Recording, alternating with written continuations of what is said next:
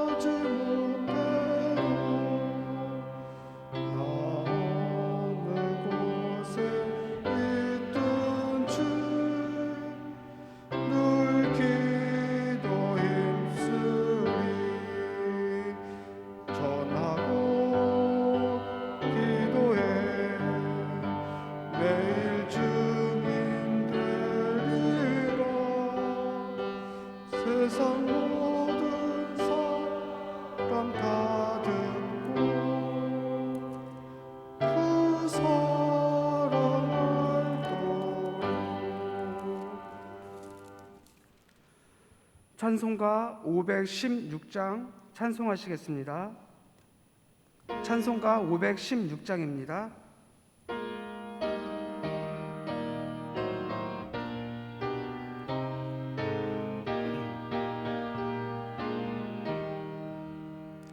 옳은 길 따르라 의의 길을 세계 만민의 참된 길 이 길 따라서 살기를 온 세계에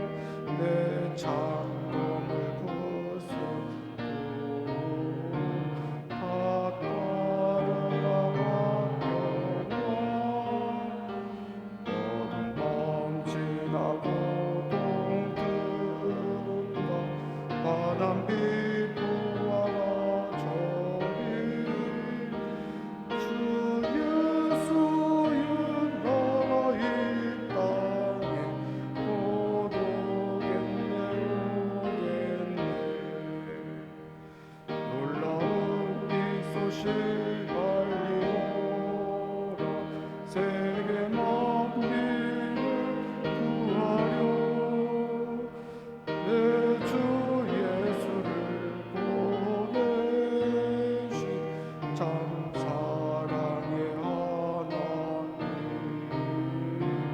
난 백성이 따르길 모든 밤 지나고 동등다 바람 믿고 와라 저기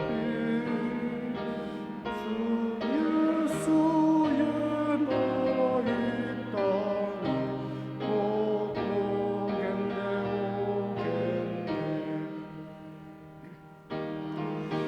해치고 찾아온 길 많은 백성을 구한 길 모두 나와서 믿으면 온 세상이 마칠 때에 이 진리에 살겠네. 모든 밤 지나고 동뜬다 바람 믿고 와라 저기 주 예수의 나라 이 땅에 곧 오겠네.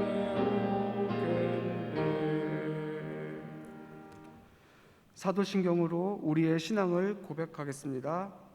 나는 전능하신 아버지 하나님, 천지의 창조주를 믿습니다. 나는 그의 유일하신 아들 우리 주 예수 그리스도를 믿습니다.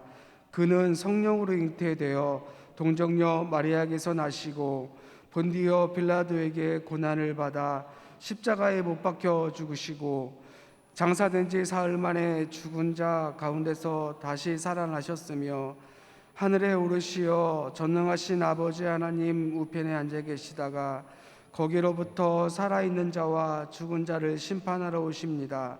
나는 성령을 믿으며 거룩한 공교회와 성도의 교제와 죄를 용서받는 것과 몸의 부활과 영생을 믿습니다. 아멘. 안종원 목사님 말씀 전해 주시겠습니다.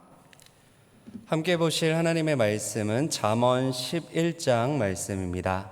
잠언 11장 23절에서 31절까지의 말씀, 구약성경 922페이지에 있습니다. 잠언 11장 23절에서 31절까지의 말씀입니다. 하나님 말씀 봉독해 드리겠습니다. 의인의 소원은 오직 선하나 악인의 소망은 진노를 이루느니라. 흩어 구제하여도 더욱 부하게 되는 일이 있나니 과도히 아껴도 가난하게 될 뿐이니라. 구제를 좋아하는 자는 풍족하여질 것이요 남을 윤택하게 하는 자는 자기도 윤택하여지리라. 곡식을 내놓지 아니하는 자는 백성에게 저주를 받을 것이나 파는 자는 그의 머리에 복이 임하리라. 선을 간절히 구하는 자는 은총을 얻으려니와 악을 더듬어 찾는 자에게는 악이 임하리라. 자기의 재물을 의지하는 자는 패망하려니와 의인은 푸른 잎사귀 같아서 번성하리라. 자기 집을 해롭게 하는 자의 소득은 바람이라. 미련한 자는 마음이 지혜로운 자의 종이 되리라. 의인의 열매는 생명나무라. 지혜로운 자는 사람을 얻느니라. 보라, 의인이라도 이 세상에서 보응을 받겠거든 하물며 악인과 죄인이리요. 아멘. 우리는 어제 인생 장사를 잘 하기 위해 필요한 지혜는 정직과 겸손과 성실임을 배웠습니다. 하나님께서는 정직하고 겸손하고 성실한 자들에게 복을 내려주십니다. 특별히 재물은 부지런한 손에게 주시는 하나님의 축복임을 잠언은 거듭 강조합니다. 16절을 한번 보시겠습니까? 16절에서 유덕한 여자는 존영을 얻고 근면한 남자는 재물을 얻느니라. 성실하게 일하는 사람, 땀 흘려 수고하는 사람은 재물을 얻게 됩니다. 그런데 여러분, 잠언 말씀은 재물을 얻는 지혜를 가르쳐 줄 뿐만 아니라 이 재물을 어떻게 사용해야 하는지에 대해서도 사용하는 지혜를 알려줍니다. 돈을 잘 버는 것도 중요하지만 돈을 잘 쓰는 것은 더 중요합니다. 그렇다면 재물을 어떻게 사용하는 것이 지혜로운 것일까요? 24절입니다. 흩어 구제하여도 더욱 부하게 되는 일이 있나니 과도히 아껴도 가난하게 될 뿐이니라. 과도히 아낀다라는 것은 인색하다입니다. 여러분, 절약을 하는 것과 인색한 것은 다른 것이죠. 우리는 기본적으로 돈을 낭비해서는 안 됩니다. 과소비를 해서는 안 되는 것이죠. 그러나 그럼에도 불구하고 우리가 아낀다고 해서 돈을 모을 수 있는 것이 아님을 우리는 생각해야 합니다. 어떤 사람은 날마다 풍성하게 베풀고 풍성하게 나누고 사용하는데 늘 차고 넘치는 사람이 있습니다. 반면 어떤 사람은 인색하고 알뜰하게 절약하는데 늘 생활이 어려운 사람도 있는 것이죠. 농부가 그 씨앗을 움켜쥐고 있는다고 해서 풍성한 소출을 거둘 수 있는 것은 결코 아닙니다. 씨를 뿌려야 곡식을 풍성하게 거둘 수 있듯이 재물을 움켜쥐고 있는다고 해서 윤택해지는 것이 아니라는 것이죠. 흩어 구제할 때에 더욱 부하게 된다라고 잠언은 말합니다. 여러분, 구제는 기독교만의 독특한 가르침은 아닙니다. 타 종교에서도 심지어 이단들도 구제를 중요하게 가르칩니다. 연말연시가 되면 사회 곳곳에서 구제에 대한 온정의 손길을 우리는 쉽게 찾아볼 수 있습니다. 오갈 데 없는 노숙자에게 밥을 퍼주기도 하고 고아원이나 양로원을 방문하여 따뜻한 온정을 베풀기도 합니다. 특별히 자연재해가 발생하게 되면 구제의 목소리는 더욱 높아집니다. 지진, 홍수 등의 재난을 입은 사람들에게 필요한 물건을 지원하거나 돈을 기부하는 것이죠. 이처럼 어려운 처지에 있는 사람을 외면하지 않고 도움의 손길을 주는 것은 인류가 공통적으로 가지고 있는 인지상정이라 할 수 있습니다.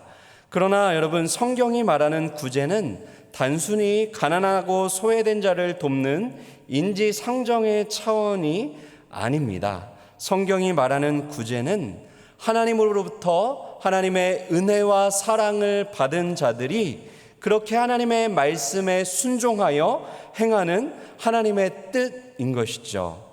25절을 한번 보실까요? 구제를 좋아하는 자는 풍족하여질 것이요 남을 윤택하게 하는 자는 자기도 윤택하여지리라. 여러분, 구제를 좋아하는 사람이 있을까요?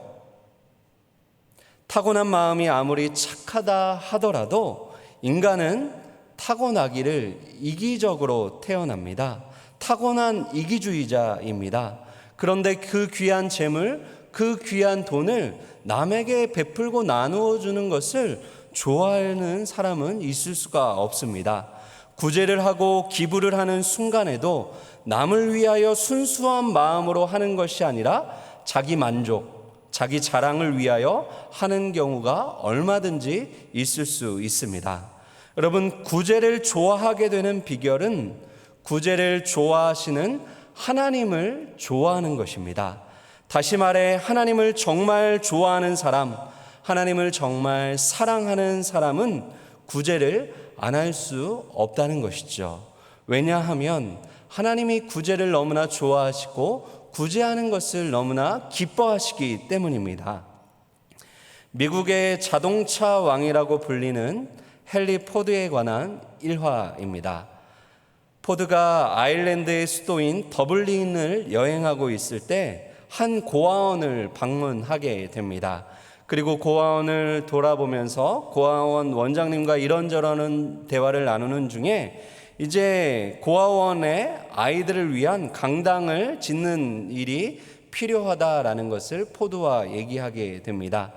그러자 포드는 고아원 아이들을 불쌍히 여기고 그 강당을 짓는 일에 필요한 경비 2,000파운드를 기부하기로 그렇게 약속을 하였습니다. 다음 날 신문에 헨리 포드의 기부 소식이 신문 헤드라인 기사로 실리게 됩니다. 그런데 문제가 생겼습니다. 기부는 2,000파운드를 하겠다라고 했는데 2만 파운드를 기부하다라고 기사가 오보가 난 것이죠. 공 하나가 더 붙어서 난 것입니다. 고아원층은 즉시 포드 회장을 찾아가서 사과하며 정정 기사를 내겠다라고 그렇게 말하였습니다. 그러자 포드 회장은 미소를 지으며 이렇게 말합니다. 그냥 두십시오. 이것 또한 하나님의 뜻이 아니겠습니까? 기사에 실린 대로 2만 파운드를 지원하겠습니다. 대신에 강당 입구에 헨리 포드의 뜻이 아니라 하나님의 뜻에 의해 지어진 강당이라는 머릿돌을 새겨주시기를 바랍니다.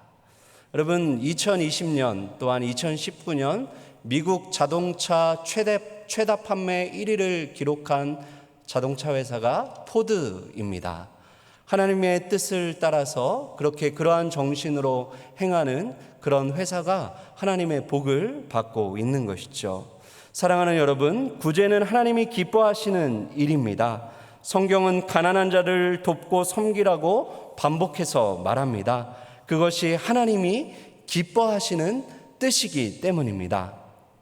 예수님께서는 마태복음 25장에서 양과 염소의 비유를 하셨습니다. 예수님이 재림하시는 날에 모든 민족을 모으고 오른편에는 양을 또한 왼편에는 염소를 그렇게 구분하겠다라고 말씀하십니다.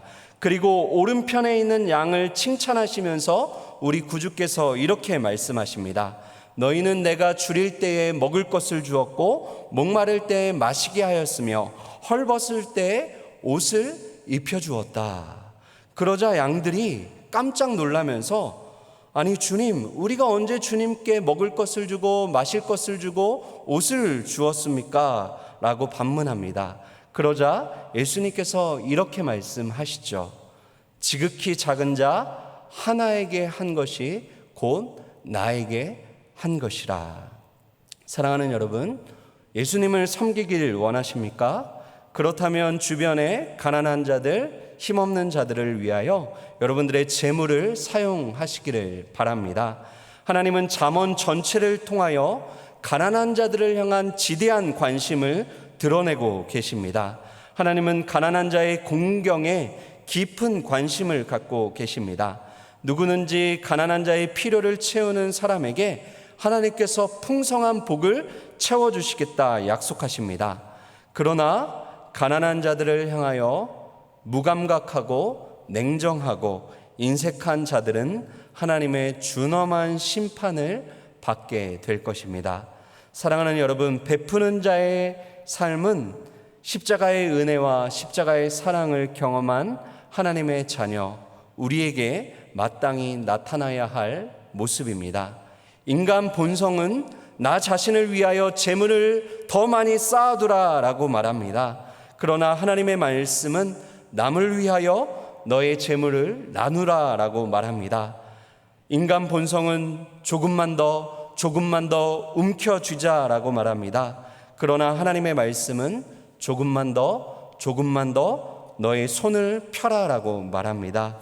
본성은 내가 원하는 것을 즉시 줄 수 있는 돈을 의지하며 살라라고 말합니다. 그러나 말씀은 너에게 최상의 것을 주시는 하나님을 의지하며 살라라고 말합니다. 28절입니다. 자기의 재물을 의지하는 자는 패망하려니와 의인은 푸른 잎사귀 같아서 번성하리라. 본성은 재물을 따라 재물을 의지하며 사는 사람의 결국이 패망임을 오늘 본문은 말하고 있습니다. 그러나 하나님의 말씀을 따라 구제하며 사는 사람은 번성하게 될 것입니다. 사랑하는 여러분, 인생을 사는 지혜는 무엇인가요? 의지해야 할 것을 의지하며 사는 것, 또한 의지하지 말아야 할 것은 의지하지 않는 것, 그것이 지혜입니다. 본성을 따라 살지 않고 말씀을 따라 사는 것이 우리에게 주시는 하나님의 지혜입니다. 그러므로 구제는 해로운 것이 아니라 나에게 이로운 것임을 믿으시기를 바랍니다. 구제는 미련한 것이 아니라 오히려 지혜로운 것임을 믿으시기를 바랍니다. 구제는 소모적인 낭비가 아닙니다. 구제는 하나님께 하는 가장 확실한 투자입니다. 구제는 마이너스가 아니라 플러스입니다. 도움을 받는 사람도 플러스가 될 뿐만 아니라 도움을 주는 사람도 플러스가 됩니다. 이것이 신비하고도 놀라운 하나님의 계산법입니다. 그러므로 흩어 구제하시고 힘써 나누고 베풀며 사심으로 많은 재물을 얻으시고 윤택함을 얻으시는 플러스의 삶, 지혜로운 삶을 사는 저와 여러분들 되시기를 주님의 이름으로 축원드립니다. 기도하겠습니다. 주신 말씀 붙잡고 기도합니다. 또한 담임 목사님을 위하여 기도할 때 성령 충만과 육체의 강건함으로 목양 사역 잘 감당하실 수 있도록 기도해 주시고요. 교회를 위하여 기도할 때 오늘은 금요일 구역 예배와 철야가 있는 날입니다. 함께 하나님을 예배하며 또한 하나님을 그렇게 하나님 앞에 나아갈 때 하나님을 경험하는 구역 예배 철야가 될 수 있도록 기도해 주시고요. 또한 국가와 민족을 위해서 선교사님들과 환우들을 위해서 여러분들의 개인의 기도의 제목 가지고 오늘도 주님 앞에 합심하여 기도하겠습니다.